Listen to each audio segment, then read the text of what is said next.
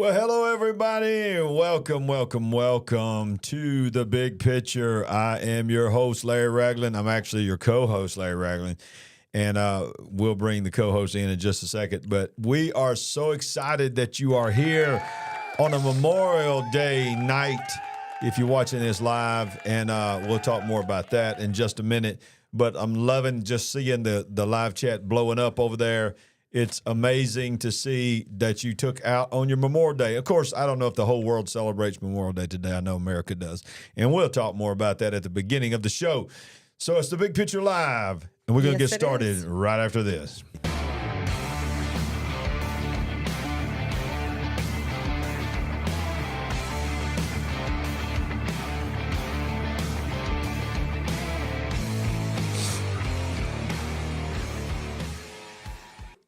Well, here we are. So great to be back. Woo! Oh, yeah. Got the queen in the house, y'all. Hey, I'm watching the chat. Everybody is just buzzing in there. It's great to see you guys talking with each other. Yes. And it's great to have you in the studio with me. Glad to be back. It was a blessing. We had a tremendous week. Yes, we did. Down in Orlando, Florida. Yes. And for those that don't know, we were down there for the National Religious Broadcasters Convention, releasing our book that we'll talk more about at the end of the show tonight, so stay tuned for that. And signing books, meeting people, building relationships, connecting with people. And many that's already commented in there, yes, it was also our anniversary. It was our 34th anniversary. So 34 years you've been with me. My God, she needs an award, y'all. We're hanging in there. She needs an award. This is what happens when you finish raising each other. I'm still working on you, sister. I'm telling you right now. Oh, no. The workload has been all on me. Hey. Y'all show me some love over there, okay? Come on. Talk to me, ladies out there. Help me out. Well, it's Monday night, Sandy. Thank God it's Monday. Woo! I'm telling you. And it's not just any Monday. No. It is not just any Monday. It is, let me get back to us. Where are we at? There we are. It is Memorial Day. Yes, it is. Where we celebrate in America, and I hope that every country has something like this, but in America we celebrate. And we hate the word celebrate is not something that you would tie to this because we have Armed Forces Day in our country where we celebrate the active people who are in uniform right now. We have Veterans Day where we celebrate all those that have served in times past that are still with us. And then today is a family day. It's a wonderful day, but it's also a solemn day because it's Memorial Day where we remember those that have died, given their life. I was going to say, suffice it to say, we remember all of those. Yeah. And I hope that you were able to pause and take time and reflect. Many of our families have lost someone who served. Yeah, I read today, and I think most people probably know this, or maybe most people don't know this.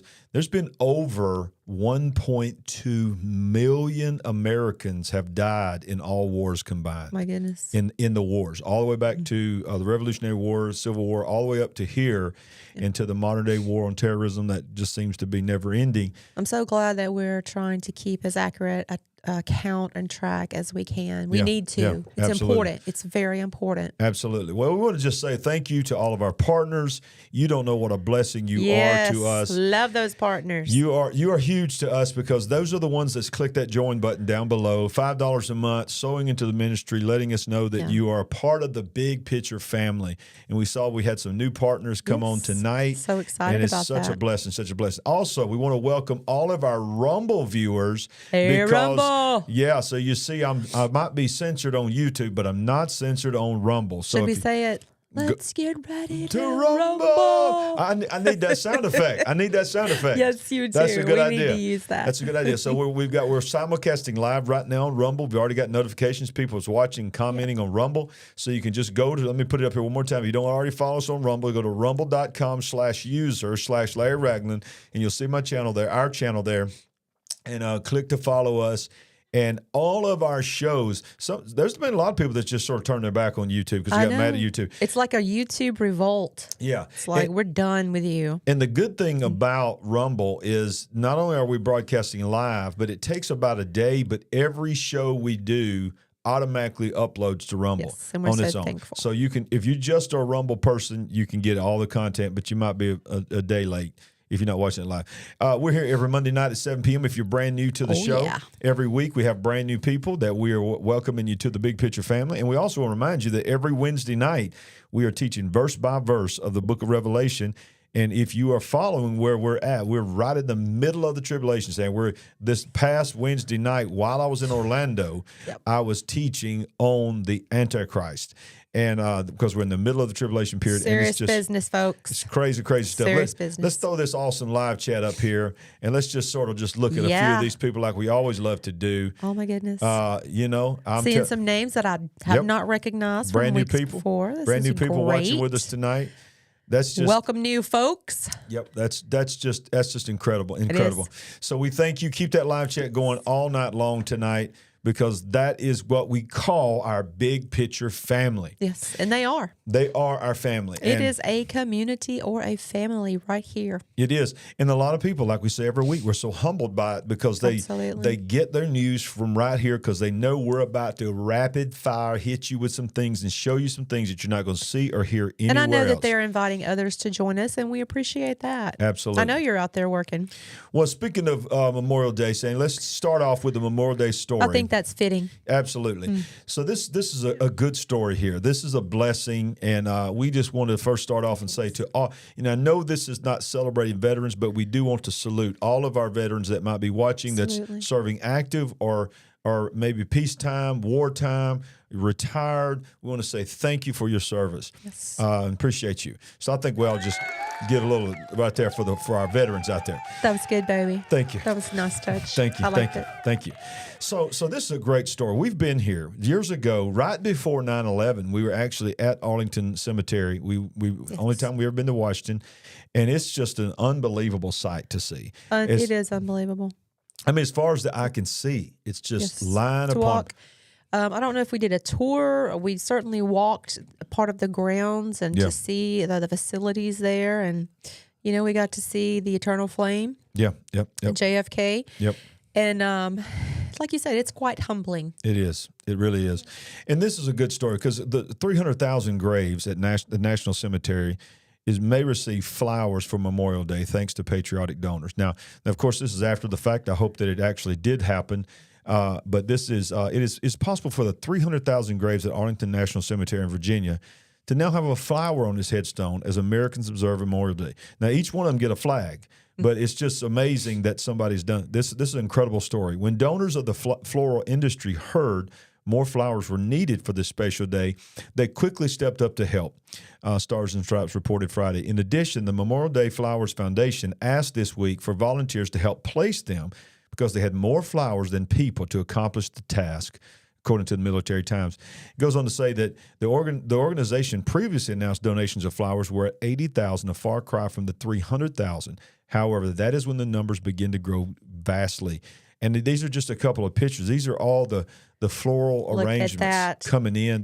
Folks are just looking for an opportunity they can get behind and help. Yeah, look at that. The people instead of on the lake, nothing wrong with being at the lake if you're at the lake, but instead of being on the lake, these are people that took their holiday, put all these flowers together, and went to individual 300,000 graves. Beautiful. And you can always volunteer a couple of hours and still go to the lake and still cook barbecue. And this is a great, great thing these people are trying to do. I hope that they were able to make it to the full 300,000. But can you imagine the amount of time that it must have taken to go to each and every grave? Absolutely. It's incredible. So we want to salute those that did that. That is an incredible, incredible story. Unfortunately, Sandy, that may be the most lighthearted thing we have tonight because, as usual, we are here. We are providers to open your eyes to the craziness, the sickness, the demonic possession, whatever you want to call it, that's happening in our world. We have taken on that distinction. Yep. That's what the Big Picture Live is about. But we're going to start off by another breaking news item.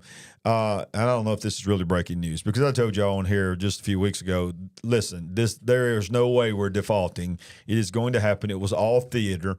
Sure. But when it's all said and done, McCarthy and Biden have come to a debt ceiling deal. And I'll be honest with you, Sandy, I don't even really want to spend a lot of time on this because it's Sickening. It's all fluff. It's all fluff. That's all it is. Theater for the mind. It's theater for the mind. You're right. So U.S. President Joe Biden sits next to Speaker of the House Kevin McCarthy during the National Prayer Breakfast.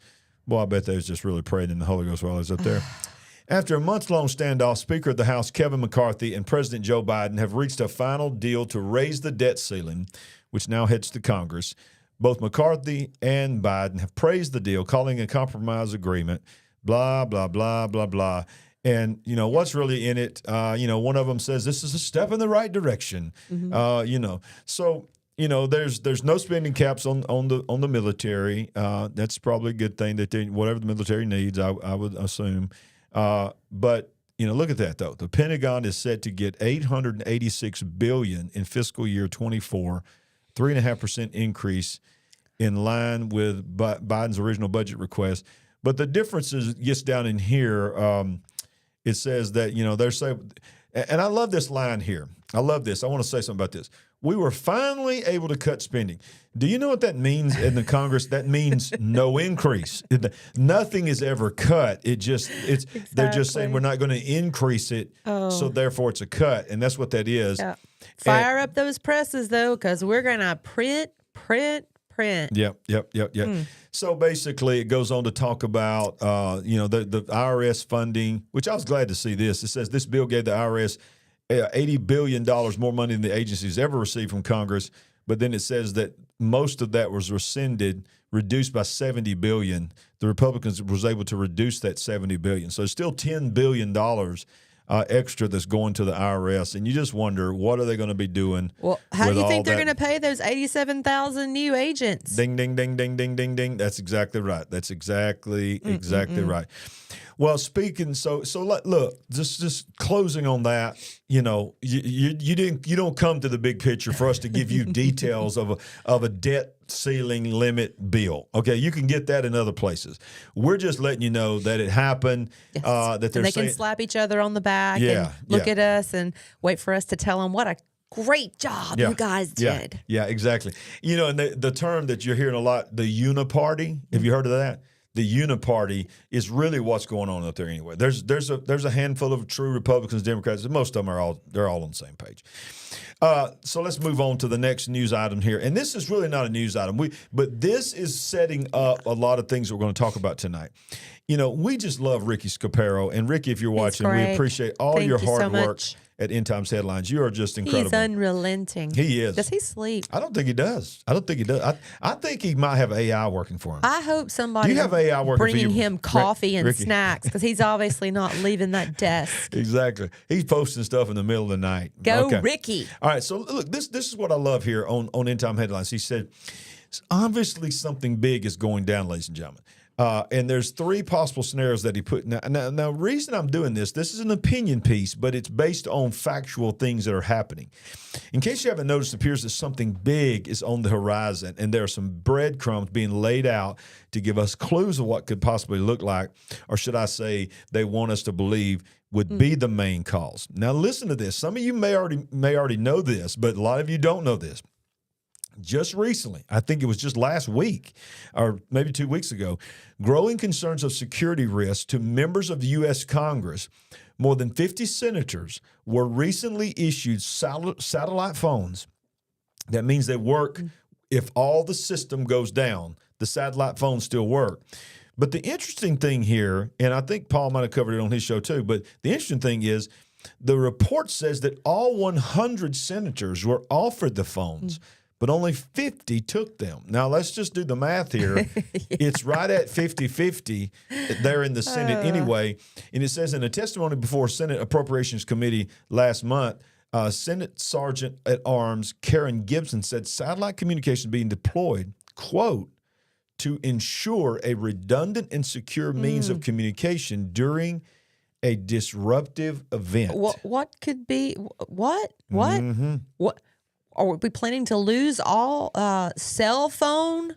That's what it sounds like. Connections. Okay, so let's look at what we're seeing here. According to Yahoo News, Gibson stated these phones are security backstop in case of emergency. It takes out communications. Well, in the midst of all of this, look at some of the things that are going on here. There's three major things that are going on here that Ricky covers. versus civil unrest. He's saying, could it be one of these three things that is brewing?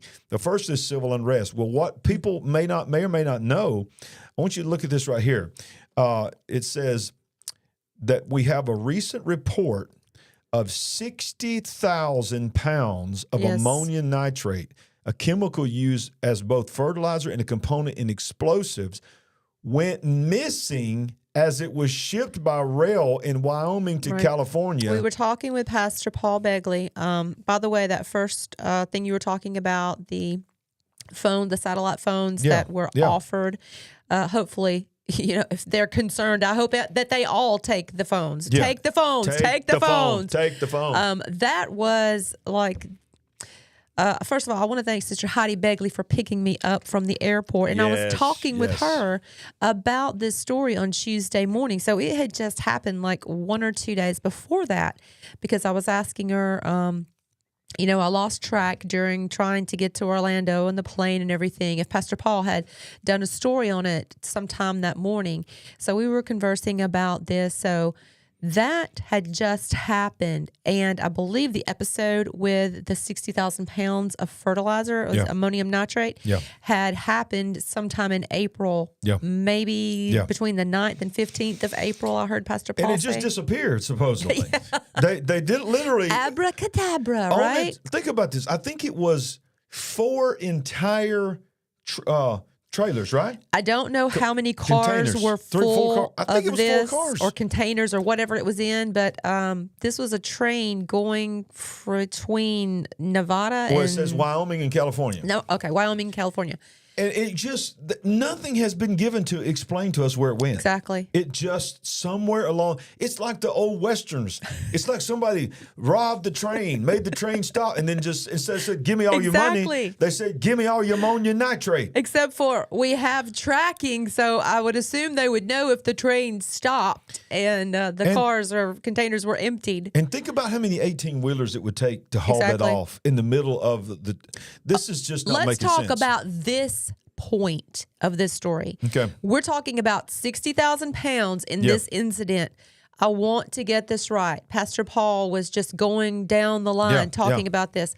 I want to say that he said the Oklahoma City bombing in 1994, somewhere around that area. Did he say was 5,000 pounds? Something like that, or even less. And I'm sure there'll be somebody in the live chat that can let us know. And we all know how devastating that was. Around 160 people died in that bombing of that building. It's 60,000 pounds. This is 60,000 pounds. So there ain't no way, y'all. This is some farmer trying to fertilize. He needed 60,000 pounds of fertilizer for his farm. Yeah, I hope that's what it is. But he still stole it.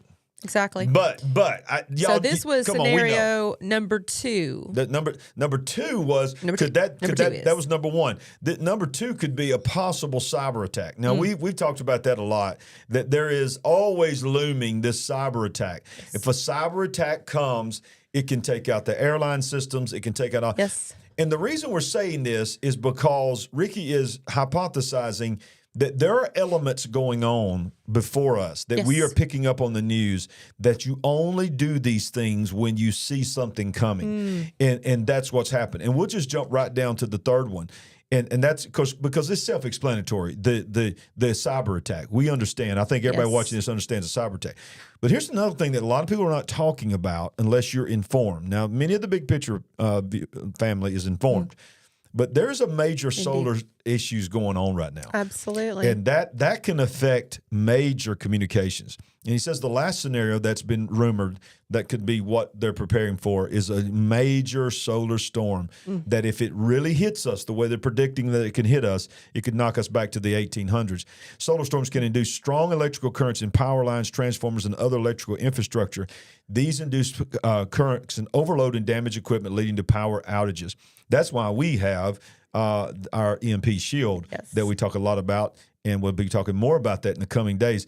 But saying there's just all kinds of scenarios going on. Right. I don't know. This article doesn't talk about the Carrington event of 1859, does it? No, it doesn't. No. So often Tell us about that. Well, this happened because of a solar type situation, flare or whatever, but it did knock out all of the newly transmission lines that were available in 1859. I don't know how long it took them to fix that situation, but obviously we'd been using telegram. Yeah, and I don't know when telephone came into being. I don't know what year that became popular, and many cities were able to use that, were able to link together. But in 1859, that's when the Carrington event happened, and it knocked everything that was available out. And so this would be a really bad situation to knock out communications. And I would imagine it wouldn't only knock out communications, but probably affect a lot of the power lines. Yeah. Oh, yeah. Because our systems are so outdated and they're just ready for crash. But people are like, well, nothing like that's happening. Well, look, just this week, unprecedented images reveal what's happening on the sun as it approaches solar maximum. New images of the sun surface captured by a powerful ground-based solar telescope have revealed sunspots and other features in unprecedented detail. The 8 images released on May 19th were taken using the National Science Foundation's Daniel K. I'm not going to say that word, solar telescope, a 13.1-foot telescope located in the island of Maui. Wow. Although the sun is becoming increasingly active, as the July 2025 solar maximum, the peak of the sun's 11-year cycle, draws closer, the photos showcase the quieter aspects of the solar surface. And it basically goes on to talk about these dark spots, cool and dark spots on the photosphere, and how they're becoming more and more prevalent. And they're having more and more blasts. We had Stan Deyo on our program. If you don't know who Stan Deyo is, look for the video that we had just previously with our interview of him. He detailed specifically and in depth the activity that's happening with our sun. Nobody's thinking about that. We see it come up, we see it go down. We don't realize we forget this is a giant burning ball of fire that is affecting every aspect of our lives. Oh my goodness. And it is active right now like it has not been active in generations. It is very powerful, and the ancient Egyptians, they revered the sun to a not so great way, worshiping the sun and so forth. But the sun is so very important in our lives, and this 11-year cycle is so intriguing to me. Yeah. It's quite interesting. Yeah, and I want to show you one last thing before we move on here. It says CNN revealed that another image shows a sunspot that has lost the majority of its brighter surrounding region, penumbra, which seems to be decaying. Researchers believe the remaining fragments could be the end point in the evolution of a sunspot before it disappears. Ooh. The sun is magnificent. I mean, what a creation of God. I mean, it's just unbelievable that sun is that far away, and it's unbelievable to me that we can understand so many things about it, like hydrogen and helium, and all these aspects and the cycles.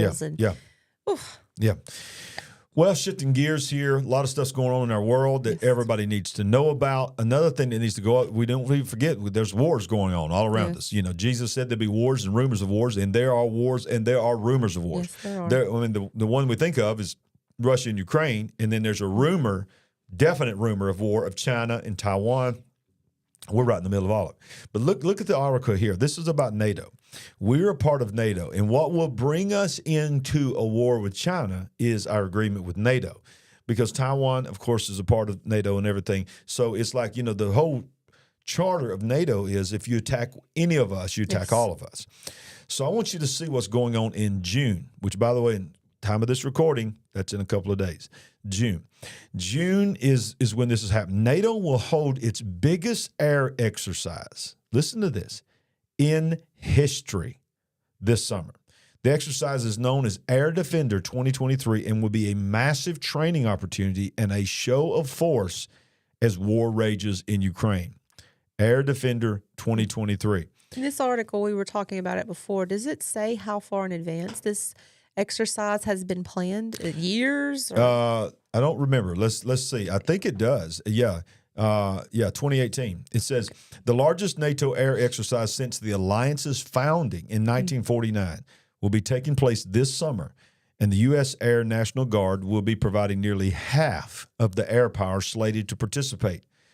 As for how the show of force may be perceived by global threats like Russia as war rages in Ukraine, they can, quote, take away whatever message they want. The expansive exercise has been dubbed Air Defender 2023 or 8023, and it's scheduled to occur later this year, June 12th through the 23rd, 8023, which has been brewing since 2018, will be led by Germany and take place primarily in that country, but with additional 4 locations in the Czech Republic, Estonia, and Latvia.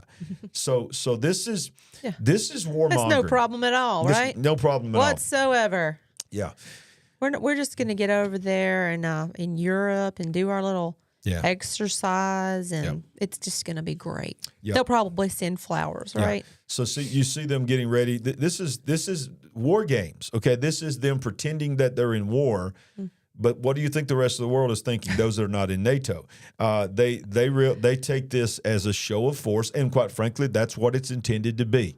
It's not been intended to be just a practice. I mean, you don't do the largest in the history of NATO at this time when all this is going on in the world. Couldn't have postponed it just a little longer. Exactly. Had to happen right now. So we know what the world is going to think with this, right? Right, yeah. So I think we all know this. So why do we tell you things like this? It's because we want you to think beyond, keep your eyes open beyond just Russia and Ukraine. This is already a global thing.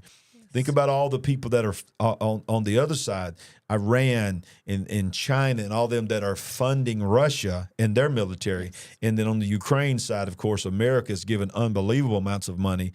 The European Union, people from all over the world, countries are funding both of them. They're fighting this war by proxy, and many of those are NATO countries. And then all of a sudden, right in the middle of everything, NATO is going to do the largest military show of force they've ever done in their history. What are they really trying to project? Yeah, think about that. That's the world. Seems like something so small could set this whole thing off, doesn't it? It does. It does. It sounds like, like what do they call that? A tinderbox. It feels sort of like a tinderbox around the world. That it wouldn't take much to set some things off. More so every Monday that we come in here, it just feels like things are ramped up even more than they were the week before. Yeah. And then there's things going on in the spirit realm that are just absolutely disgusting because, it's so hard. It's so hard to see the big picture. Yes. Because the big picture is so big. I mean, it is not just a play on the name of our show. It is. There is so much going on right now that you can't even keep up with it from day to day. Breakneck speed, and the volume of material, like you said, it's just so much. Yeah. So you got wars, you got rumors of wars, and then you got this stupid demonic agenda that is trying to come after our children. Yes. Everybody knows about Target. Everybody knows what's going on with Target, and we're not going to spend a lot of time on this because this is stuff that you already know. Yep. But $10 billion. I think we can take a moment to just say it's looking like when you go woke, you go broke. Dun, dun, dun. Where's that? But seriously, none of us are sitting here trying to take Target down or hoping that they go down, but this is just evidence of what happens to you. Yeah. When you make when you make these decisions. Yeah, because let it be known right now that we know what sin is. We know what God has called sin. And the truth is this. Let's just be real, okay? I mean, we can talk plain, right? We just family, okay? Let's just talk plain. Anybody out there give us a thumbs up, hands up? Yeah. Can we just talk? Can we just talk? Can we talk? Okay. Any sin, any sexual relations outside of the biblical idea of marriage is sin. It's wrong. It's sin. All right. So whether it's heterosexual, homosexual, whatever, it's sin. Okay. And so what I've said for years is you're going to answer to God for your sins.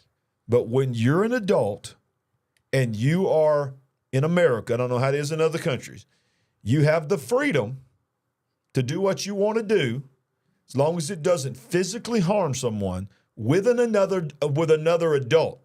You can be in sin if you want to. You're going to answer to God on that, but you have the freedom to do that. But when you come after the children, that's when the game changed.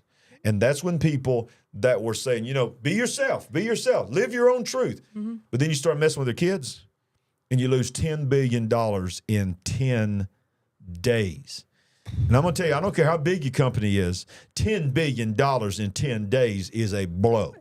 Retail giant Target has lost $10 billion in the first 10 days of this protest and this boycott because of their pride displays, including transgender-friendly clothing items for children.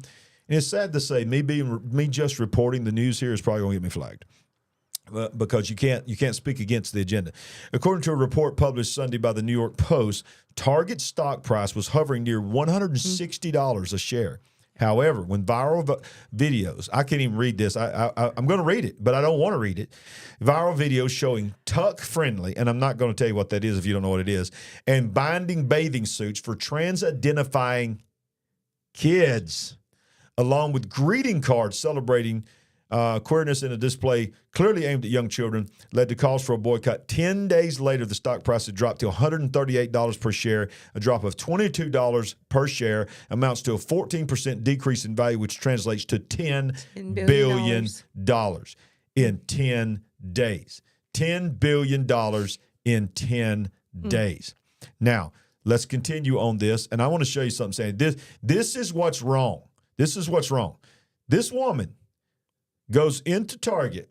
Well, let's just hear what she says, because this is the mindset of this generation. I think this deserves a view and a reaction. It does. It does. So this is some Hollywood actress, actress or whatever. I think she was in a couple of shows.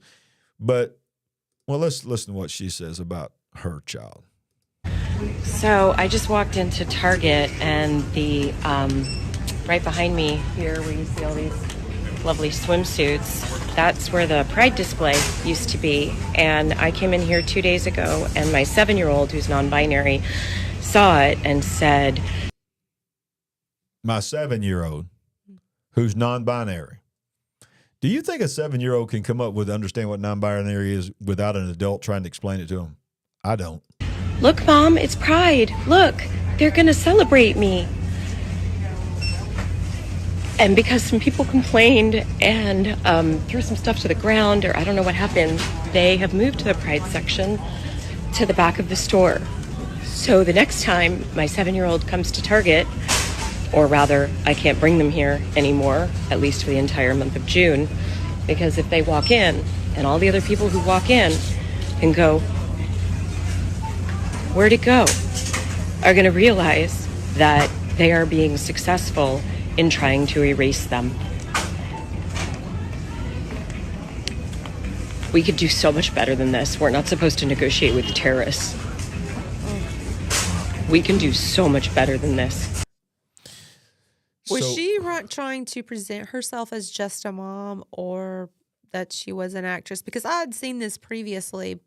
No, she's trying to present herself as a mom, as an actual mom of a 7-year-old trans. Okay, I saw this probably yesterday or last night or whatever, and I thought, this is done very well. She's actually seems like she's had some coaching or training or something. So I found out before the show that she is actually an actress, which helped make a lot of sense of this for me. But, all right, well, they didn't take it out of the store. They just put it in the back. It. Yeah, they put it in the back. Now, there's been a couple of stores in the South that they took it out, but most of the stores, they just moved it to the back. And because they did have it in the front door. The front door. Now, remember what I said at the beginning of this, before some of y'all that's fell in here and found us somehow, and you just mad at me because you agree with this agenda, and you think that I'm just being hate speech and all this. Remember what I said? I don't agree with it. It's sin.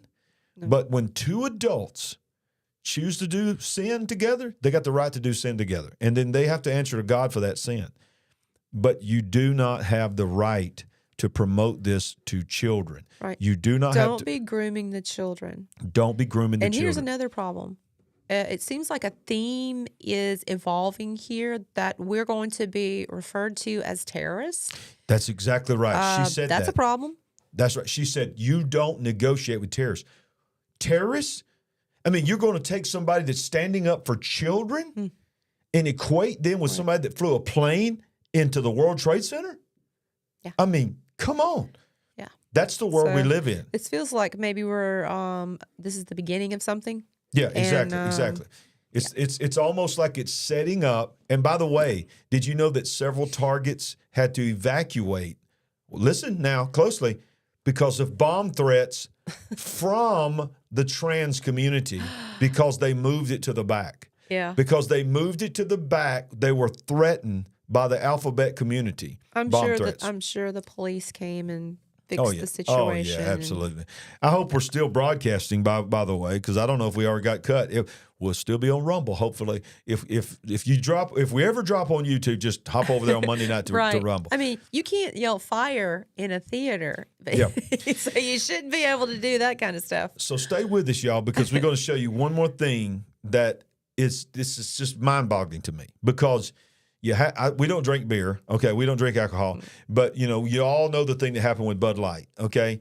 And so that's become sort of a term, Bud Lighted. Bud Lighted, so or Bud Lighting. Bud Lighting. So it's like, these companies, because Bud Light lost like $17 or $18 billion already. A lot of money. It was unbelievable what they've lost.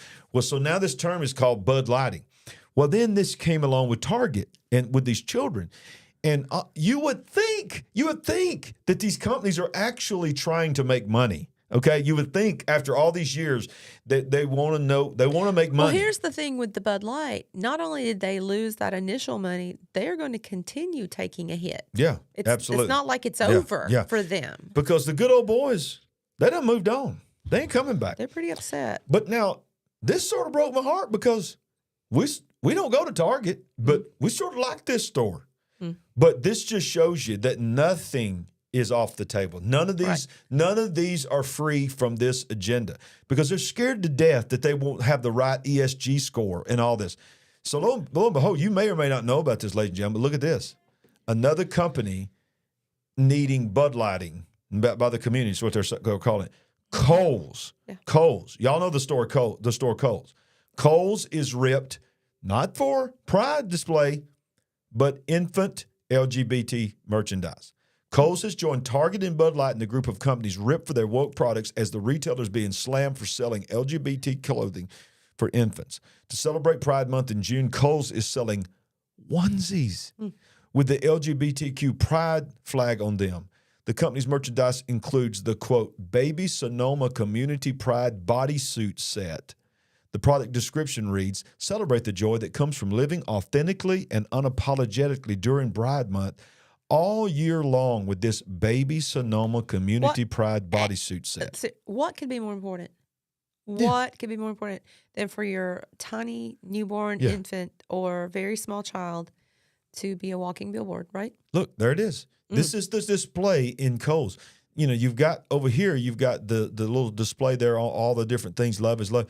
But then you've got the onesie. I think about our beautiful grandbaby. I think about our beautiful grandbaby that's about to come. Yes. Can you imagine watching a baby come home from the hospital, or when they're still in diapers, they can't even walk and crawl, they don't even know anything about the world they're in, but you want to put your agenda on their body? Now I did not show it, but I want to encourage you to do this on your own, because I didn't want to take a chance of getting knocked off. But this is what I did right before I went online. I did a Google search for Target Pride children's clothing. And then I clicked on images. You better get ready. Because not only when I did the search on Target, it pulled up the shopping section of Google. And the things that were on these onesies. Okay, I haven't seen it. You haven't seen it. This seems pretty mild. And, one of them said, he likes boys on the onesie with a rainbow flag for a boy. He likes boys, deeming their son that to begin with. So I can't even read I can't even say some of the things that are on these onesies. Right.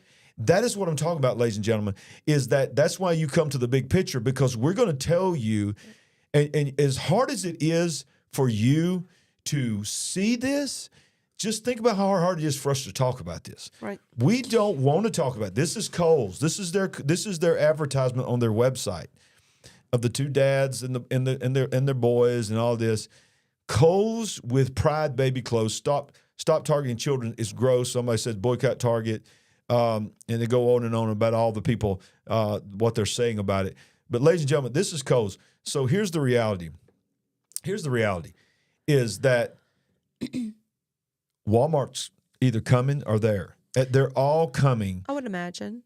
Yeah. So let's just, we're going to move on. We're going to move on. But we wanted you to know what was going on. We need to know what's going on. Yeah. And I just feel led to stop and pray right now. I just need to pray for some because I feel like there's some people that's watching right now that has family members that are in this lifestyle, dealing with this lifestyle, and it is difficult to hear us talking about it because you want to stand for biblical standards, but you love your children, and it almost comes across that we're mocking, we're making fun. No. We're not. We're not. I want to pray for you right now. Father, right now, in the name of Jesus, before we go any further in this news show, God, before anything else, we are pastors, and we pray for every family member right now that has anyone in their family that is dealing with difficult lifestyle choices and things that they have made. God, give them a peace of knowing that, God, you can change and heal any situation. And we pray for peace in their mind and peace in their family. In Jesus' name, amen. Amen. All right, so let's move on. You know, that's a subject that's out there, and I wanted you to know that it's growing beyond Target. We do need to be aware. Yeah. And we don't want people to think that we're coming across with a non-compassionate and mean. It's not, but you need to know what's going on. You need to know that a lot of influence and maybe even some grooming in some cases are going into this movement. So. Yep. And, you know, this is another thing that we're not taking lightly. We know that COVID was very real. Yes, we know that, okay? And we know that it was a very real thing. But, you know, and we know where it originated and before it spread around the world. Well, this is a headline that just came out today. This has been brewing for several weeks now. Not again, China facing new, I said it a while ago, but I'm going to say wah wah. For those that are new here, if you hear the wah wah, it could mean anything that I would get in trouble for saying. China facing the new wah wah wave could peak with 65 million cases a week. How do they know this already? Because they're experts in it. Okay. Experts. Now listen to what Is it says, Dr. though. Fauci helping them? Yeah. You know, he's so good at He's this. retired now, so he's available to freelance. He needs to come out of retirement. No, he does not. He's so very good at this. Stay in your recliner, Fauci. Do not come out of retirement. This is going to be a new Omicron variant, right? All right. Yeah, but watch this. Listen to how China's reacting. This is interesting how this article says. China's braced for a new wave of wah infections that could see as many as 65 million cases per week by the time the surge peaks at the end of June. In a startling prediction in a country where the wah originated in late 2019, that only months ago had enforced some of the harshest COVID protocols on the planet, now with the latest Omicron variant XBB fueling a resurgence in cases, the response from China's government and the public is muted at best. The surge comes about 6 months after the country dismantled its sprawling infrastructure with dealing with wah, including harsh lockdowns, mass testing, stifling quarantines, and strict mask requirements. Quote, people feel differently about this wave. Qi Zhang, 30, who works at a finance company in Tianjin. The last time everyone was terrified, but now we don't think it's a big deal. Interesting. That's interesting to me that China is responding with just a lackadaisical response to wah right now. So what does that mean? Does that mean that they have just sort of accepted that that's a part of their lifestyle, or that they are turning on their own communist government? I don't know what that means. I don't know. I don't know how to take it either. But but the reason we're covering it is not because we may have somehow. Maybe we're on the black market and we've made it through somewhere in China, but more than likely we're not being watched in China. But we have people that are watching us that have family in China, and that's one thing. And the other thing is we know what happened here, but it started there. Yes. So they always say the next version of Omicron is coming our way. How will we respond?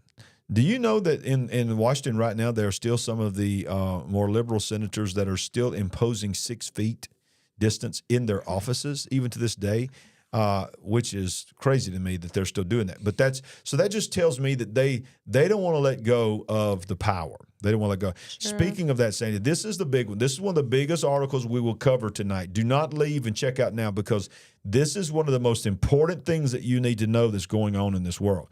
Because remember what we said a while ago, that there's things that are brewing. Yes. People are getting cell phones that are satellite phones. There are people being our government officials are being told to prepare for a disaster. Our former head of the CDC, we've covered here several weeks now, has said the next big whack is coming. We've never seen it. It's going to be much worse than we ever dreamed from that last thing we just went through. Yes, they're talking about avian flu. They're talking about Yes, the bird flu. Yes, Marburg, Ebola, the hemorrhagic. And some of them even converging. But here's the thing. We told you, we broke it right here on the big picture a couple of months ago about a secret meeting that was happening at the World Health Organization in, of all places, you know, we teach in big time on Switzerland here. Look out. In Geneva, Switzerland, a secret meeting from the World Health Organization to sign a treaty, to propose a treaty that would have to be signed by the almost 200 members that's in this World Health Organization. This stuff was cray. And it was stuff like eminent domain, being able to declare total global power, one voice in any kind of whack that would come. Well, watch what this. You say, well, my country's a country of freedom. We'll stand up against it. Well, this is coming out this week.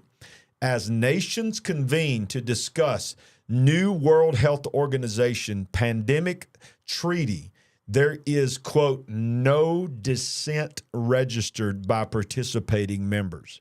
There was no dissent registered by any nation thus far at the World Health Assembly 2023 to either the proposed 300 amendments nor to the Global WANT Treaty.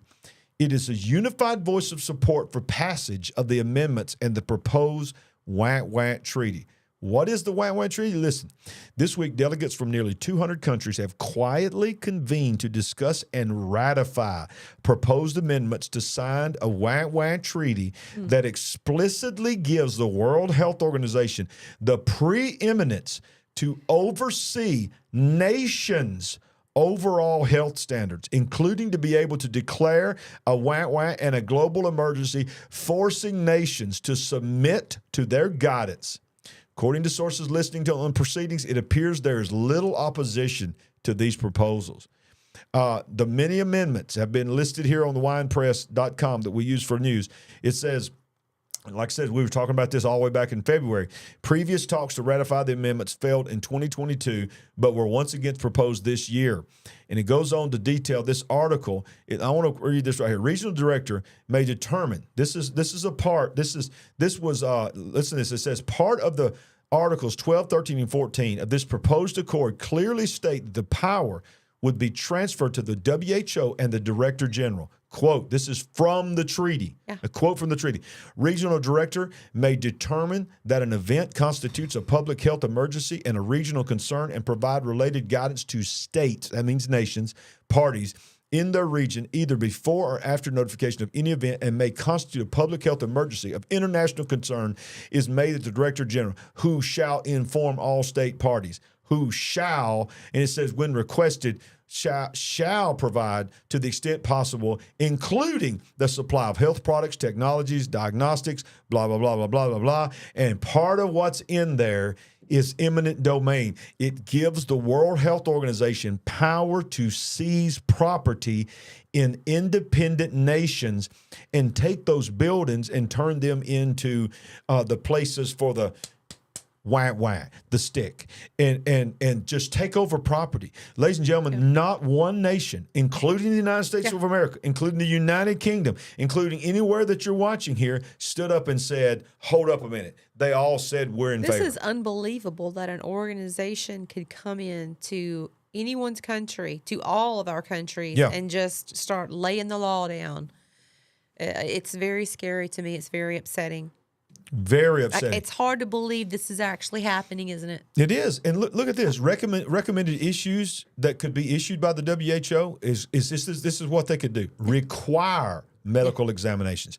Review proof of your status or prophylaxis. Require the jab or place suspects under public health observation. Implement quarantine. You basically. That's what it says. Yeah. Implement quarantine implement isolation, implement tracing of contacts, refuse entry of subject and affect persons, refuse entry of unaffected persons to affected areas, and implement exit screening and or restrictions on persons that affected areas. These are the amendments that no one pushed back on. Can you believe it? Wow. Can you believe it? Unreal. The effects of what these mandates did are still being seen. Yes. This next article here, y'all, this is unreal. Y'all have stayed with us good tonight. If you hadn't hit that smash button, smash that like button, smash that like button. Oh, and by the way, for those that don't know, smash it one time. Don't smash it twice, because some of y'all are just getting so excited. You're thinking it's Facebook and you're smashing it. And when you smash it one time and then you smash it a second time, you just unliked it. Okay. Just once. Smash it one time and then go over to the live chat and start blowing up thumbs up in the live chat. But smash the like button one time. Okay. We appreciate that. But look at this. This is heartbreaking. It is. Kids are now having trouble talking after lockdowns and masking.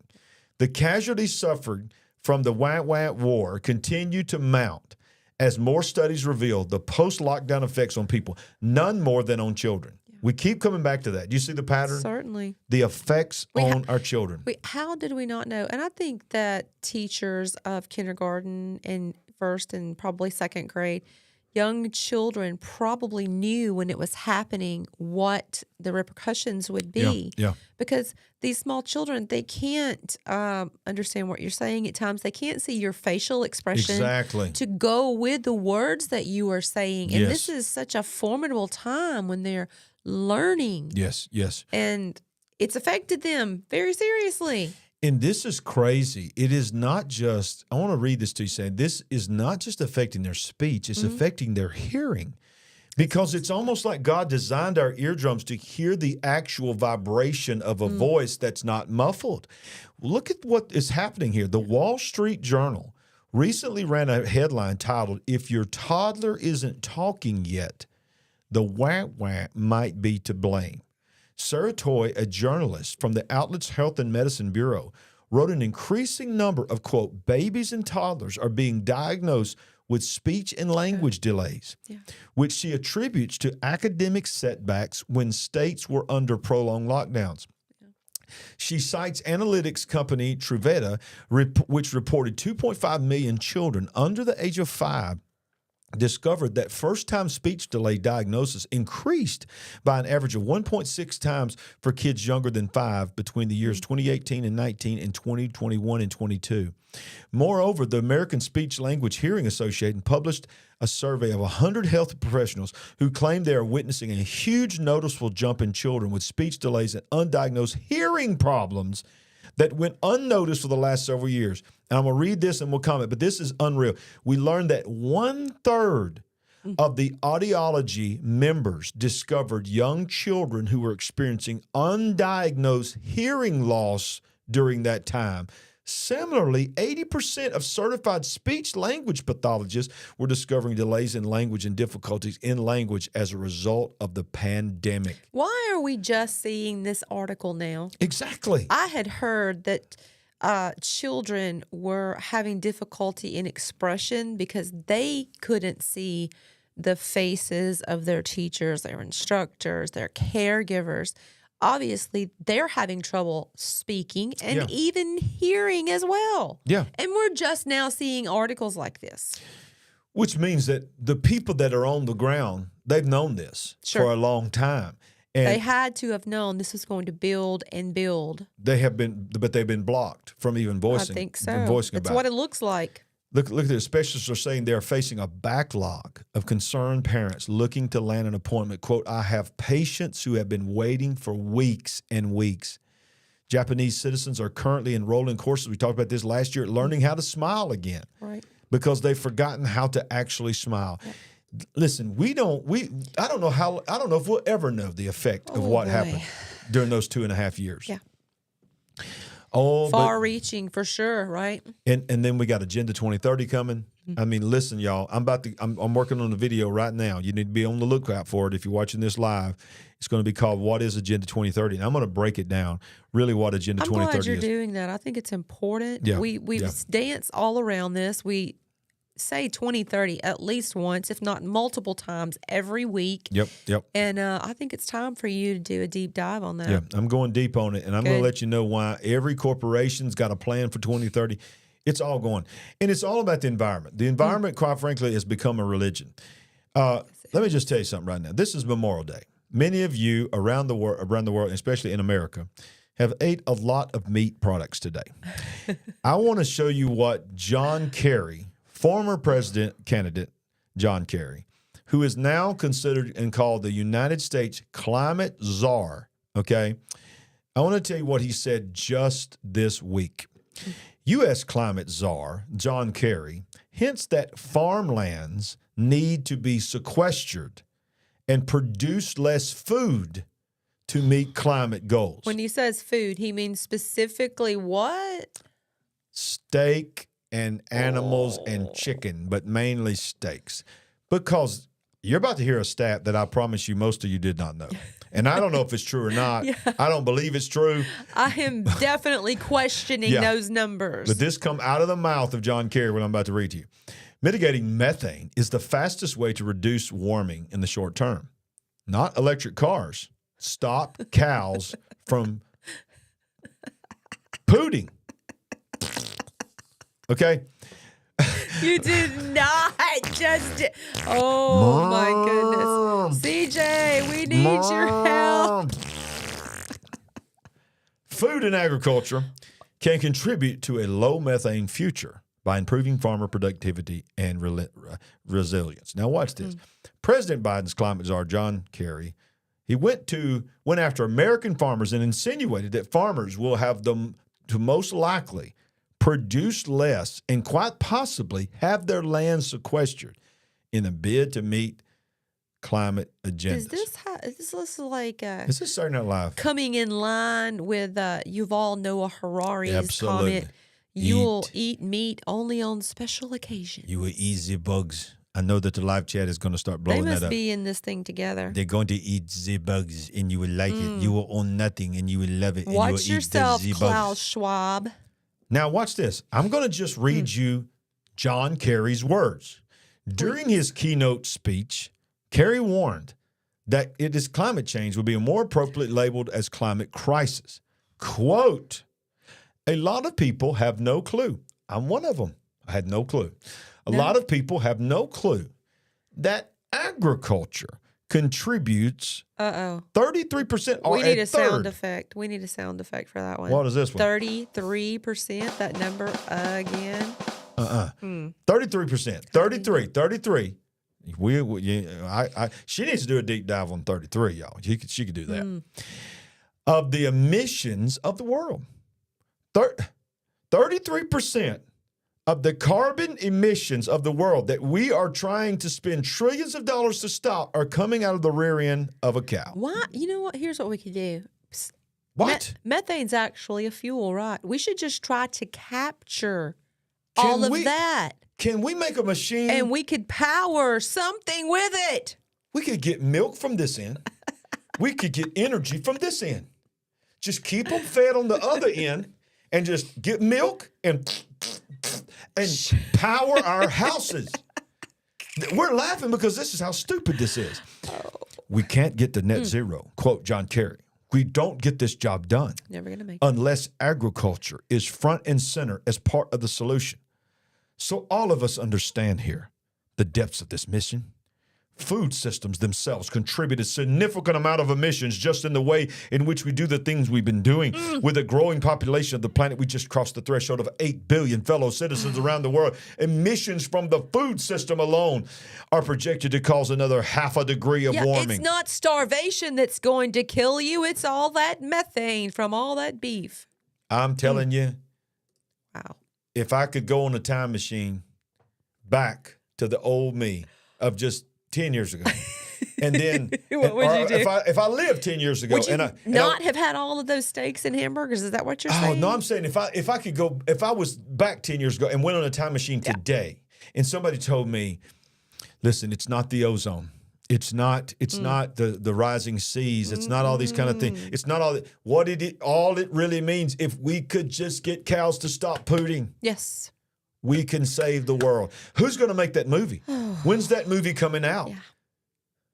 In a world where cows ate grass and pooted, and they were destroying the world, there came a man named John Kerry. I'm having too much fun, y'all. Woo. All right. Okay. We have to laugh to keep from crying. Yes, we do. It's unbelievable. Back to the story, though. Did we finish everything we needed to say on here? We need to go back to this because we need to read this one system, this one part here. He says, food systems themselves contribute a significant amount towards emissions. And he says the sector needs innovation now more than ever. The cows need innovation. Yes. We're facing record malnutrition at a time when agriculture, more than any sector, is suffering from the impacts of climate crisis. I refuse to call it climate change. This is the author here. It says mitigating methane is the fastest way to reduce warming in the short term. And this right here is the special presidential envoy, John Kerry. I mean, how full of you are yourself that's what you call yourself on Twitter?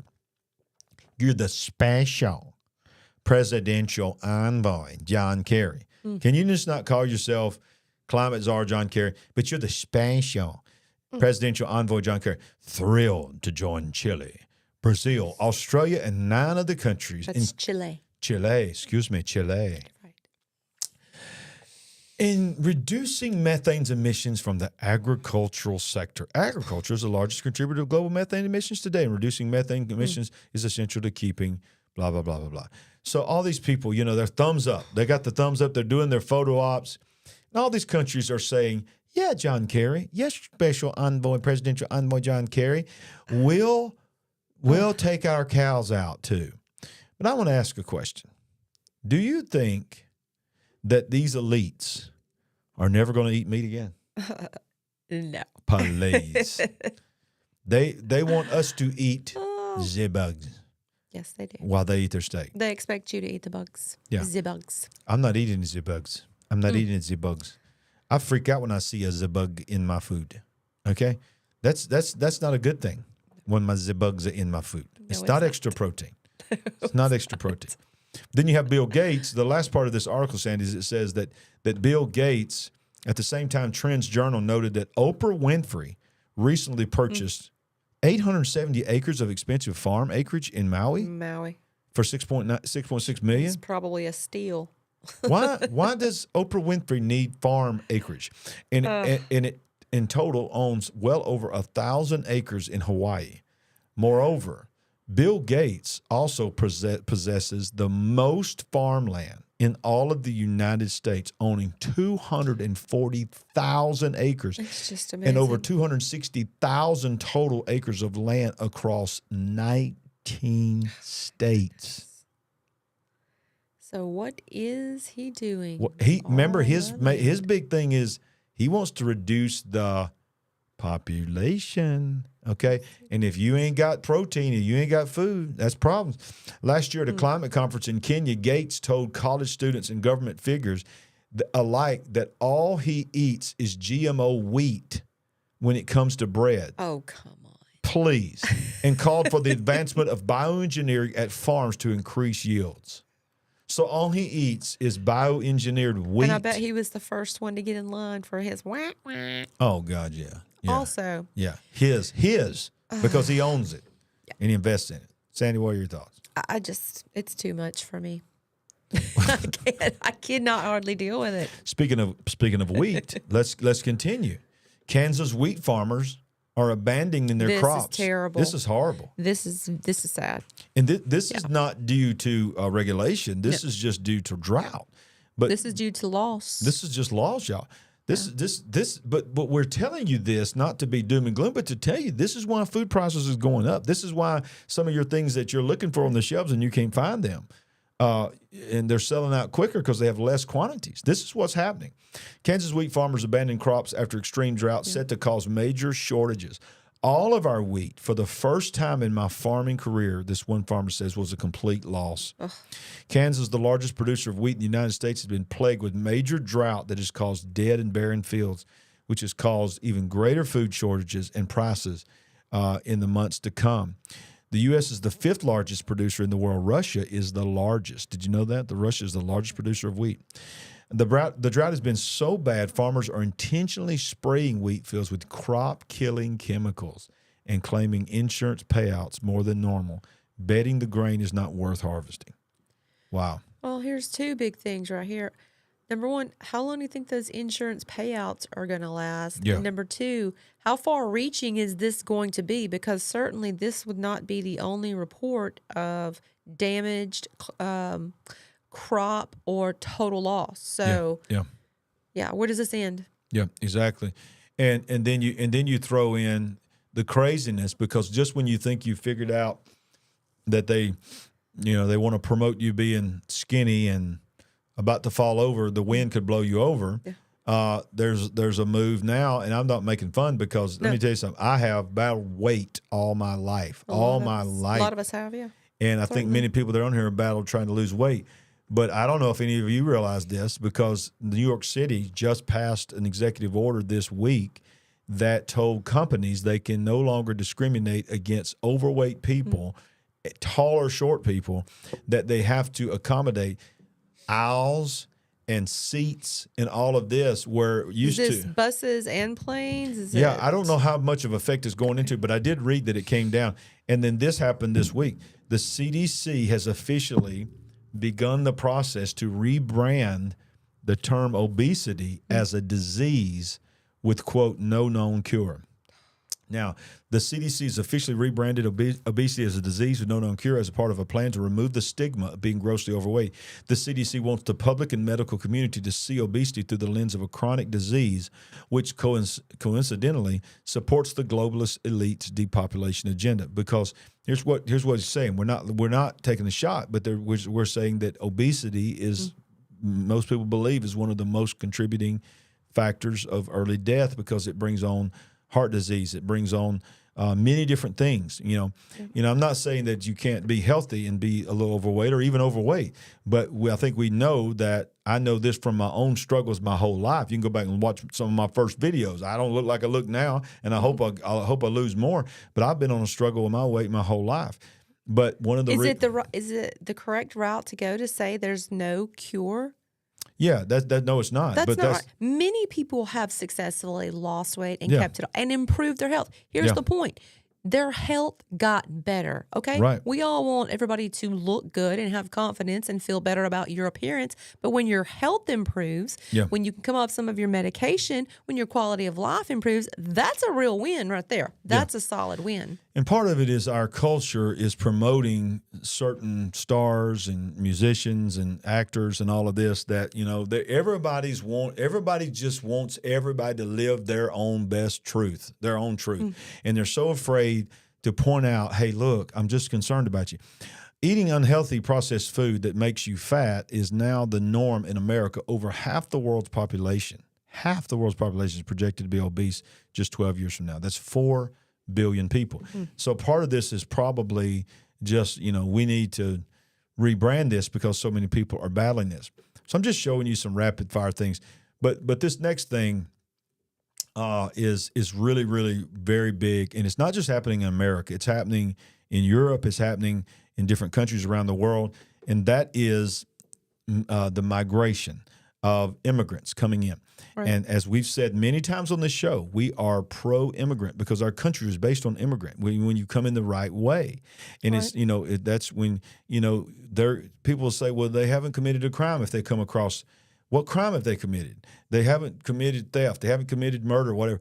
Well, it's a crime to cross the border through an actual checkpoint. That's why it's called illegal alien. And I'm not here to be mean about that because we need to show them love. But the reality is this: without a border, you don't have a nation.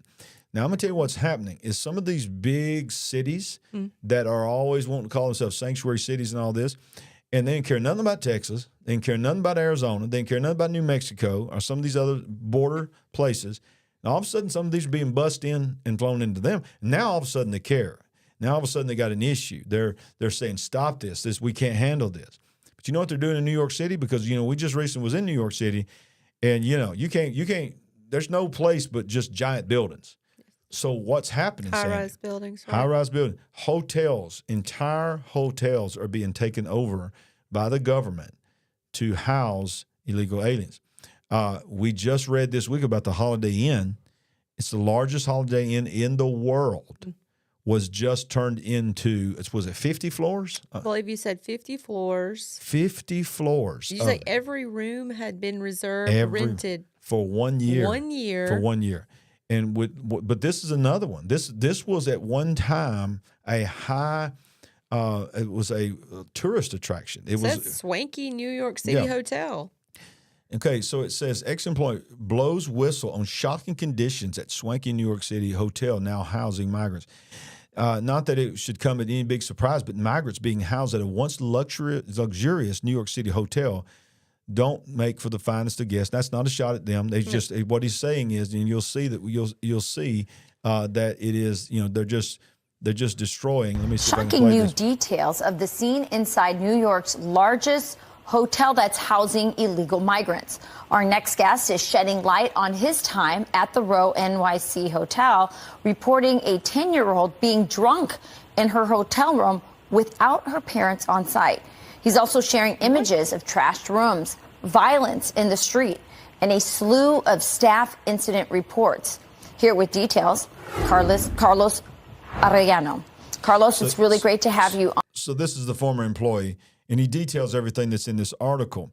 But what I want to show you is this right here. Carlos Arellano appeared on Fox and Friends Weekend and described the conditions at the Row NYC, a 1,300-room hotel on 8th Avenue in Midtown that was once a tourist location until it was converted into a migrant shelter last year and is one of the largest housing areas for the illegal aliens that have ended up in the Big Apple, one of the nation's proud sanctuary cities.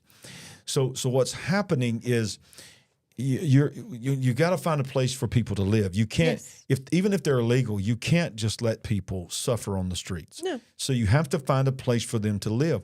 But when you find a place for them to live, then what we just said about the Holiday Inn, it's reserved for a year. Now this luxurious hotel is reserved. You can't stay there. You can't go there and rent a room there because the government has taken tax dollars and has paid for these rooms for a year in advance. And many of the people that are coming in the room, not all, I'm sure not all, some are probably very thankful. But some are trashing it. Some are drug dealers. Some are coming across the border, and some of them they don't have good intentions. And that's the country that we're living in right now. Well, you can see when these people, I'm sure they're bored. They don't have jobs. They don't have things to occupy their time. So, they maybe can get a little destructive. And it just seems like if we're going to bring all of these people in, we need to do a better job of helping take care of them. And I don't know. It's just. This is downtown New York City. Sure. Listen to what they're saying here. Come around 9 or 10 p.m., it's crazy. One unnamed man who is identified as a migrant father. He's concerned. He's there. He's got children. He's concerned about what's happening around his family. People are drinking. What is that? I don't know what that means. What are they drinking? And smoking weed outside all night since we can't bring that in. The police have come and pushed them out some nights, so now they gather at the corners. I've seen 12, 13-year-olds drinking and smoking outside. Venezuelan kids, the men, these kids, they don't have structure. They don't have any good role models. My kids are not allowed to follow that and hang out there. They know better. This is just, this is turning cities into chaos. Right. We've brought these people here, and now some of them are panicked. They're afraid for their life. Yes, they are. And one of the things that's happening, Sandy, that's coming across that border is drugs. Certainly. And we've heard of fentanyl. We know what fentanyl has done. But now there is a shocking drug that is rising up. What's it called? What's it called again? Trank. And I'm curious how many people have even heard of this. So it's basically xylazine, I believe. Yeah, xylazine. Which is a animal tranquilizer. Yeah. But they're also lacing it with fentanyl. Yeah, they're lacing with fentanyl. So it's very dangerous. It's called the zombie drug because it literally paralyzes their body. They can't function. And I'm going to show you a video of a guy walking through the streets of Philadelphia. This is on the main road. You can see when you see this video, you're going to see a structure across the road. We should say that it's lowering their blood pressure. It's lowering their respirations. Yeah. And it becomes deadly when you add this fentanyl. But I want you to notice how many of these men and women are all in the same position. The same pose, the same position. It's very odd. They are bent over and they're just either laying out like they're dead, or they are bent over in the same position. They cannot lift their upper body. Watch this. This is hard to even watch. It is. Let me turn the music up there. So. This is on the side of the road in Philadelphia. This is a street. Yeah, it's just a street. You see, it's a nice, like, government structure building or something on the other side. There's the train, and people are going. This is the entrance to the subway or to the train, and this is what you got to walk through to go to the entrance of the train. Look at how their body, they're all in 90 degree, or they're just rolled over. It's just unreal. And this is one job. So they're just froze. Some of them are just frozen. Like they can't move. This is look, see? This is where they cannot take care of themselves. It's unbelievable. It's heartbreaking. It is heartbreaking. It is heartbreaking. Now, what is this drug, Sandy? What is this drug? Let's look at what this drug is. This drug, I'm going to show you I'm not going to show you much of this video, but this is a little difficult to watch, but this is a drug called Trank. Now, fentanyl is safe in my eyes compared to benzos and fent. People are dying without even having the tinfoil down. You know, they're taking a hoot and they're just dead. We've started to see Trank come into the dope. People are getting extreme injuries and wounds. You can see down to the muscle tissue in the bone. Talk about that, the necrosis. Large abscesses and like infections where they're injecting. This Trank is intense. Like you feel like you're literally gonna die. Do you feel any sense of responsibility for some of these new chemicals that are kind of replacing fentanyl? No. We knew the traffickers would continue to try. We want to absolutely prohibit all of these synthetics from coming in. The benzos are gonna kill a lot of people, and it already has. It's already started. Why is this being cut into everything? Because it's so addicting. That's what everybody wants. That ultimate high. He's talking about fentanyl. He's talking about how fentanyl is being put into every drug. But, I mean, correct me if I'm wrong, just a little tiny drop can kill you. So dangerous. But they are putting it in every drug. It's harming first responders who come to help those who are in distress. Yeah. They've been harmed. And some of them have been killed. Some have died. Yes. Let's watch a little bit more of this.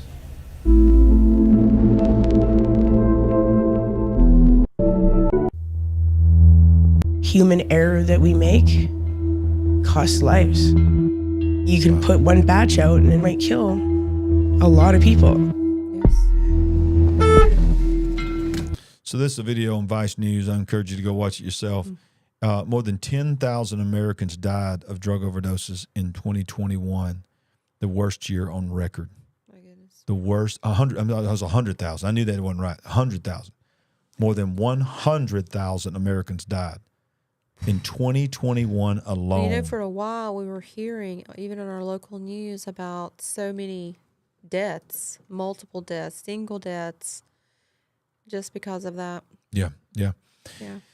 And, you know, this is the world we're living in. Why are they doing the drugs? They're trying to escape. Yeah. They're trying to escape, trying to fill a void. You can feel it with sexual desires. You can feel it with drugs. You can feel it with alcohol, pornography, all kinds of things.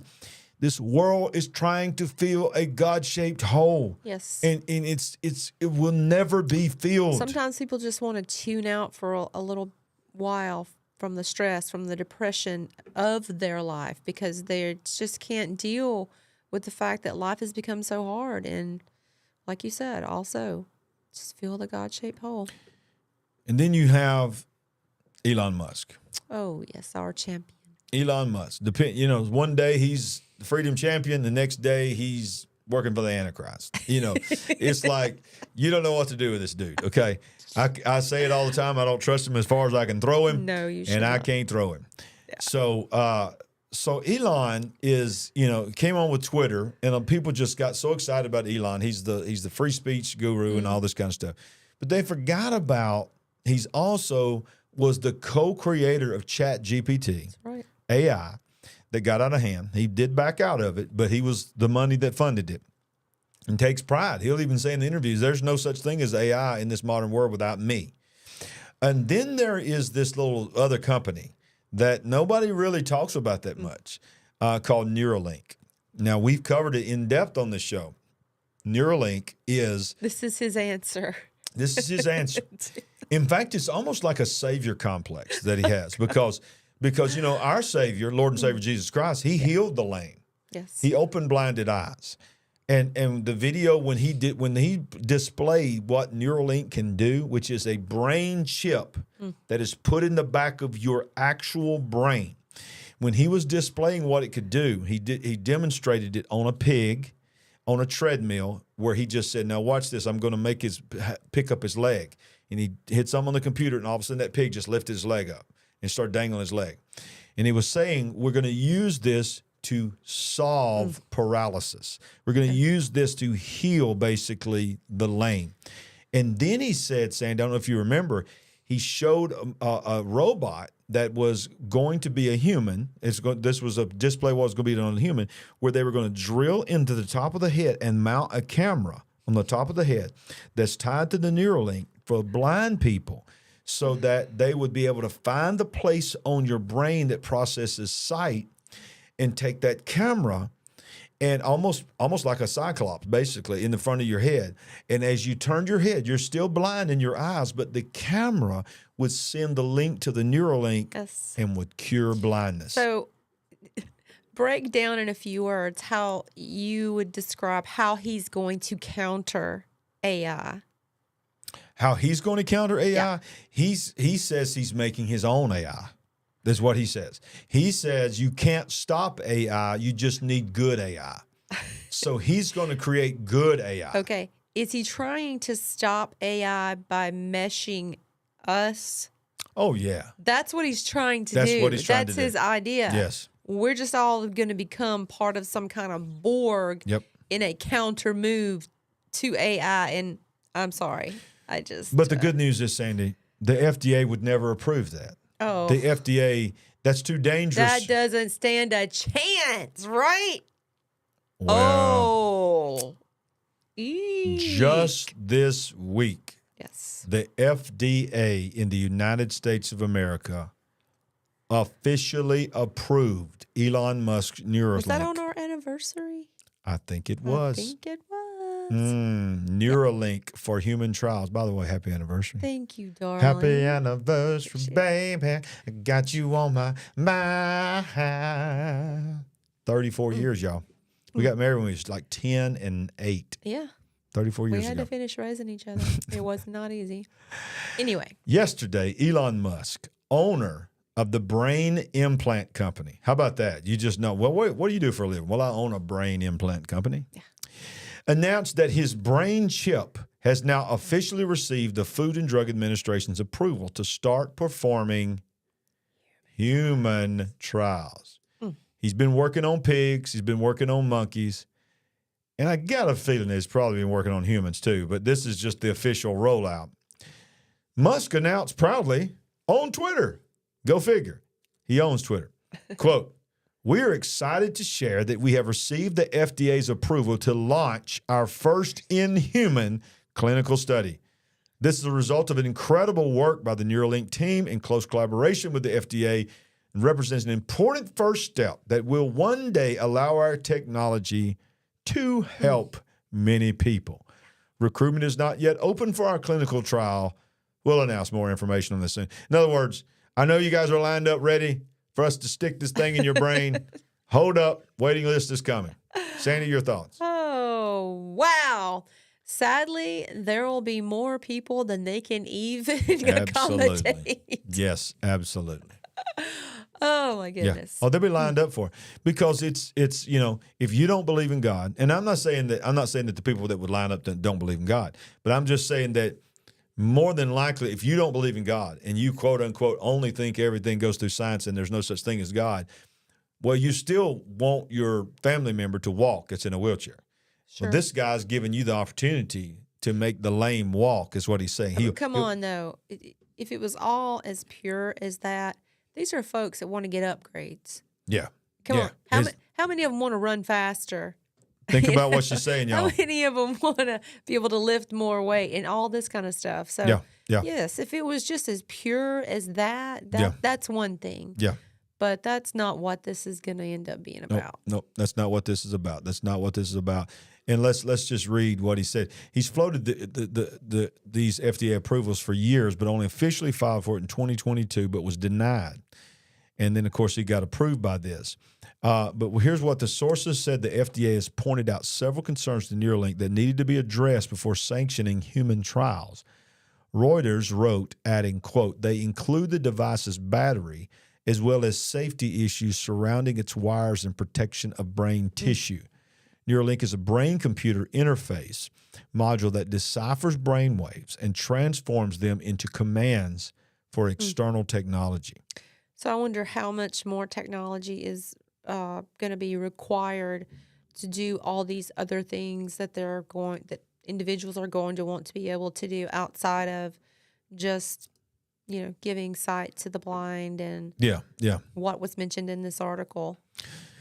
Well, you think about this, okay? Put the tinfoil hat on. You can call me whatever you want to call me.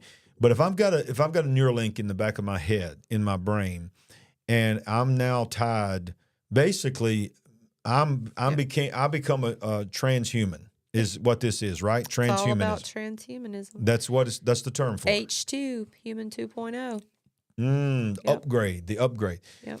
But while we're thinking about upgrade, what that also is they have the ability, just like with these electric cars, think about it. Yes. They want everybody to have an electric car because it's mandated on every electrical car to have kill switches and to be able to control it. We covered here one night that Ford and many of the other major manufacturers are actually instituting in their computer systems the ability for cars to repossess themselves. That still blows my mind. I mean, this was on NBC News that we reported this from, where they can literally back out of the driveway and say, "You didn't make your payment," and drive back to the dealer and repossess itself. I'm going back home. Going back home, and so you don't pay your bills, or they just turn it off. You can't drive to work and all this kind of stuff. Or they can approve where it can go, and it can't go other places. That technology's already out there. So if that's the case, Sandy, what I'm saying is, if you're tied to my brainstem and you have enough power to sit at a computer and make lame, paraplegic people walk, be able to walk, then which would be such a gift. Would be an incredible gift. Incredible gift. Like you said. Where does it stop? The flip side is then you could also take a healthy person that can walk and shut their legs down, shut the nerve endings down where they can't move. If at the center of this, the thing that is most affected is your brain. Yes. How successful might they already be with implanting thoughts and ideas? Exactly. And great commands point. And where does it end? Where does it end? So then you think about this. Now we're talking about programming kids. We talked about that earlier, what they're trying to do there. But what if you had the ability to just make someone something? Yeah. That you just said, I want you, instead of you trying to wait for them to believe this belief system and go down all these steps to get there, you just flip a switch and all of a sudden you can change the attraction in someone. You can go from depression to happiness, from happiness to depression. All that's controlled by our brain. I wish I could find this video I've watched several years ago. And literally this was created by the government, and it was given the short name FunVax. There wasn't anything fun about it. It was a vaccine that would be given to fundamental radicals in other countries, Middle Eastern countries, to help tone down, if not control, some of the fundamental religious aspects. And it was literally called FunVax, for short for fundamental. That is crazy. It's crazy. That is crazy. This is something that was floated, a program that was going to try to get off the ground to stop having so many problems in other parts of the world. Can you imagine? Wow. Terrible. Ultimately, all of this is about control, isn't it? I mean, from the World Health Organization to the World Economic Forum to food to cows to cars. Because you are just too dangerous. You're just too much trouble. You just need too much. You require too much. You take too much. Yep. And, you know, how far is getting rid of you? How many steps is it from controlling you to just decide it's just too much trouble? You just got to go. Just get rid of them. Get rid of them all. And you know, it's not always the case, because Christians, you know, they'll make stupid decisions too, and they fall in line with things too. But one of the voices that this world hates the most, especially the agenda of the elites, is the Christian community, because not saying they're perfect by no means, but you know, and that's why we do this show is, you know, if you don't know this, if you're brand new to the show, we're unapologetic to tell you we're pastors. Okay. So we are in the ministry. So we felt the push to show you things like this, but show it through a kingdom perspective, that we're not geared. This is not fear mongering. And I know some of you think this is. It's not. It's just to wake you up. It's to wake you up and then to give you hope. But, you know, as we said, Yuval Noah Harari. I always say it backwards. Say it again. Yuval Noah Harari. Okay, so he's the main guy with the World Economic Forum. And he's the guy that a couple of weeks ago said AI is going to be the first intelligence to create its own religion. And it's going to write its own holy book. And he's going to be able to manipulate people into believing in this religion. Well, we know that's a one-world religion that's coming. But this article that we found today is very concerning to the Christian community, because what we're seeing is that AI is already being used to persecute Christians around the globe. Look at this article. Raise the alarm: how artificial intelligence could further terrorize persecuted Christians around the globe. This is The Transhuman Resistance by Dr. Thomas Horn.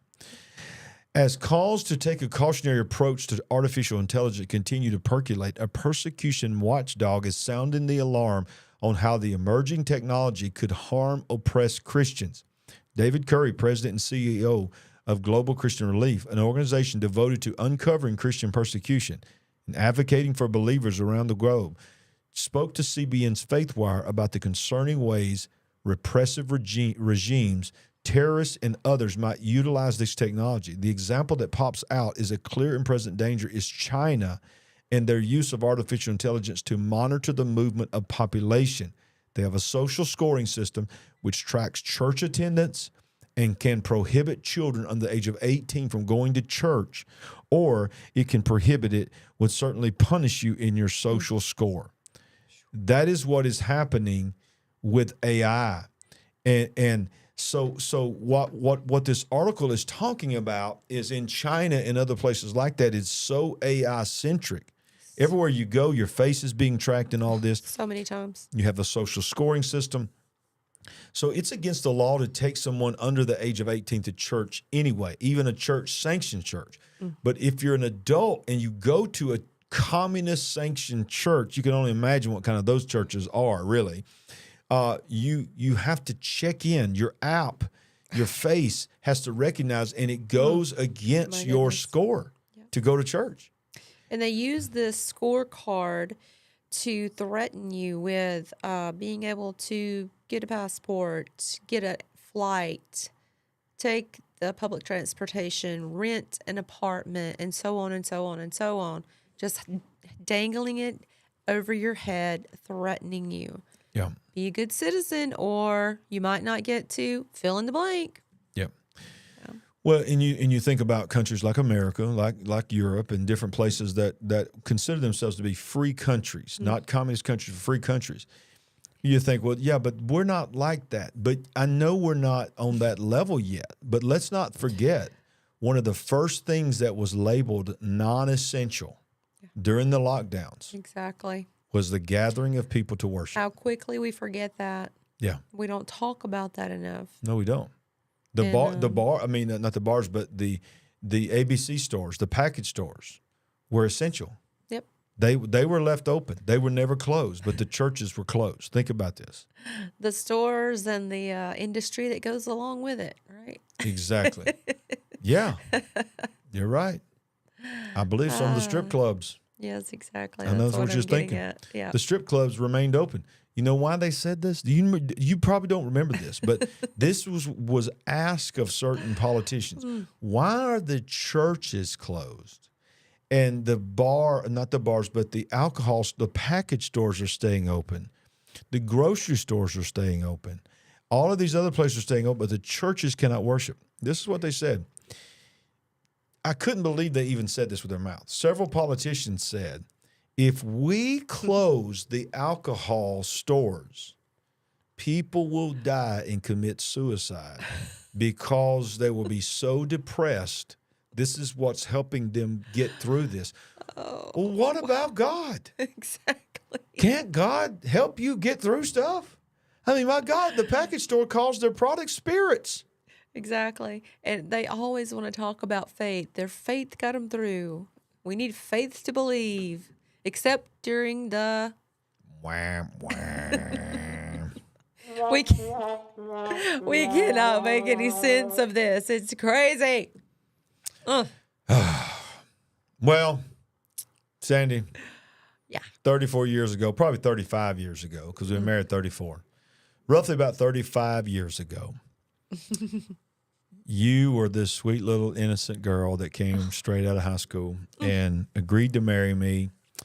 And I had lied my way to that. I don't know how I did it. I had become this master manipulator. Those that know my story know this is true. And you found out some things about me, and it was not good. And I begged you to leave me and to walk away from me and to find you someone that deserved you, because your mom and daddy's the greatest I'd ever seen. And I love my mama. I'm not taking a shot at my mama, but who's gone on to be with the Lord. Your mom is going on to be with the Lord. And they had prayed for a Christian man. And, I'd been raised in church, but I was not living for the Lord. I was not with the guy that I should be. And I begged you to leave, but you wouldn't leave. And those that are watching this read the book. They know where I'm going. And I asked you, why would you not leave me? Please leave me. And you would not leave me. You said, because when I look into your eyes, I see greatness.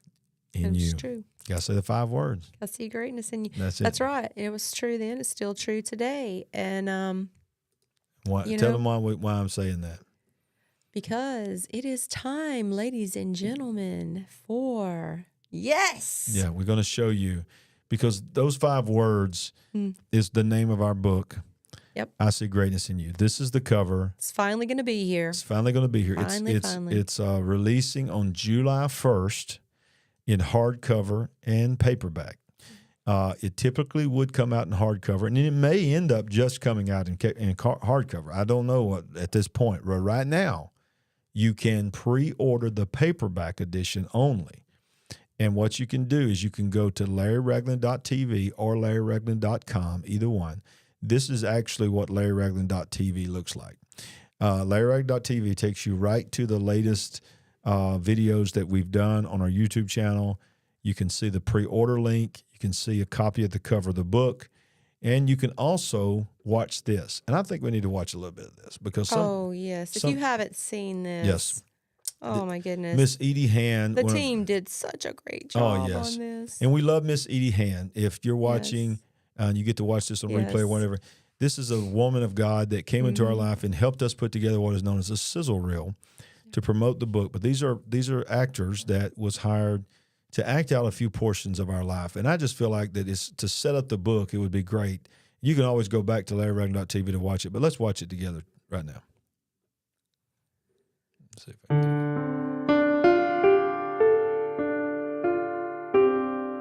You're a loser? You're a failure. You're a liar. Stop it. Leave the boy alone. This has nothing to do with you. It has everything to do with me. You shut up. Okay, that's it. We're leaving. Do you hear me? We are leaving you. I'm never gonna be like my father. I know you won't, son. You're strong. You can be anything you want to be. You're gonna be all right. My favorite shotgun. What are you doing? Put that gun down. Come here, Larry. Come here! Put your finger on the trigger, son. Stop it! Shut up! Larry, kill me. Pull the trigger. Blow my brains out. If you let your mother leave me, that's what I'm gonna do. So you might as well do it now. Either way, it'll be your fault. Okay, we'll stay. I hate that man. I never want to see him again. I wish he wasn't my father. He's not. It affected me greatly as a child, what I had to go through with my father. It's hard for me to talk about it. Powerful. And he goes on and it shows the day that she said, I see greatness in you. You can watch it all online, but yes. I'm sorry I got lost in it, y'all, because I If you still get haven't read the emotional. book, you need to get the book. It's powerful. It will minister to you, but you certainly know someone that it will minister to, because so many people have this story of pain. Yeah, and I just see one, Patricia Thomas said, words can break or make you, and that's the truth. Yes. The words that came from me in my childhood destroyed me. It just wrecked me and turned me into the man that I didn't really want to be. But what I've learned is the very thing that you say you're not want to be, you will become without God. And we encourage everyone to go out and watch the full sizzle reel. Yeah, absolutely. And one day it will be a movie. I really believe in my heart it will be a movie, and this is a preview to that. But what I want to point out to you, that if you do want to pre-order the book, it's $19.99, and our publisher, because of a delayed release, has graciously given us a code called Greatness. And I don't know how long this code will go, but right now, I can tell you at the time of this recording, if you go pre-order right now, and you can go to LarryRagland.com and then click, and if you'll watch, as soon as I click the picture, it will take you to the leadership books, and it will take you to the pre-order page, and you'll see the front and the back cover, and you can pre-order it for $19.99. And at the time of checkout, if you include the promo code GREATNESS, you'll get free shipping. And normally it's not free shipping at leadershipbooks.com, but you will get free shipping if you want to go pre-order the book. And I want to keep in mind, it is shipping July 1st. So don't think you're going to buy it tonight and get it next week. They're shipping July 1st, but if you want to be some of the first ones to get a copy of I See Greatness in You coming out in July 1st, which while we were in Orlando at the National Religious Broadcasters Convention, we signed, I don't even know how many of these books we signed, and the people that we met, these were pre-order copies. These were not the final edition copies, just something that they could get down there to get out. And so here it is, Sandy. It's surreal for us that this is launching globally all over the world. But it's finally happening. This was truly a labor of love on your part. I was so glad that you were finally able to bring this book to fruition, because it took a toll on you to put these words on these pages. But it had to be done. Yes. It was talked about and thought about for several years before it became a reality. Yeah. And so now your story can help and bless so many others. This will make a great gift for someone who just needs some encouragement. Maybe they just need a little help in understanding why maybe things have happened in their life and why their life has taken the path that it has. It's very redeeming. Yes, and somebody said, I wish I could get a box of these for residents where I work. Well, you can, and I don't know if they'll have bulk when it comes out or not. But what we found is that those that have read the pre-releases and people that we've known that's read the story before it went public, And even, just in times past when we shared our story, they would always say that it connected with them, no matter if they had a good father or a bad father, good mother, bad mother. But I will say this, that if you know anyone that's had father issues, if you know anyone that's been dropped and broken and hurt by words, it's a story. It's not just my story. It's our story, because there is no I See Greatness in You title without Sandy, but it's our story of our life, because just because we got married and gave our heart to the Lord and went into ministry, that didn't mean that we didn't have horrible things happen to us. And we have lived, ladies and gentlemen, I say this humbly, we have lived a rough life at times, and we have gone through some valleys. We have been on some mountains. We have seen miracles after miracles. We have seen suffering. We have gone through things, and those words of my childhood, even though her words ignited me to turn around my life, they still scarred me. And those scars are still here today. There are certain scars that will never go away from even when I was a little boy.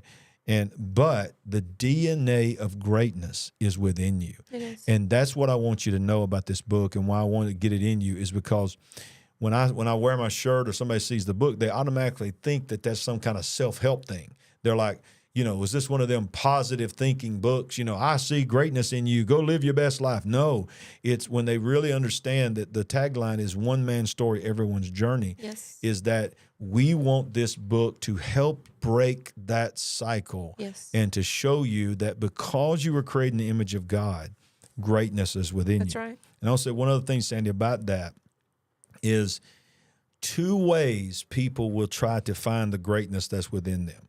One ends up in pride. That's when they just start feeling full of themselves and just positive affirmations all the time. That's all you ever get. There's nothing wrong with positive affirmations, but if you're doing it all internally, it turns into pride. The other way is to let God use people to see it in you and pull it out. Pull it out. So I said this, I don't know how many times I said this to people down in Orlando, is I realize that everybody doesn't have a Sandy. So this book is your Sandy. So what happened to me when she said those 5 words, that's what this book is going to say for you. Believe that, because sadly, there are so many others who have had to endure the same pain that you did with your father. Yeah. It could have been even a mother or another family member in other people's case. But certainly this is a story repeated over and over again. Yes. And some people can never see the light at the end of the tunnel. Yeah. They can never get any kind of healing. They can never move forward. But God does want you to move forward, because that greatness needs to be revealed in you. Yes. And I want to say that, on this show, this Monday night show, this is probably the most we'll ever talk about this book on this show. We'll promote it at times. We'll show you how to get to it.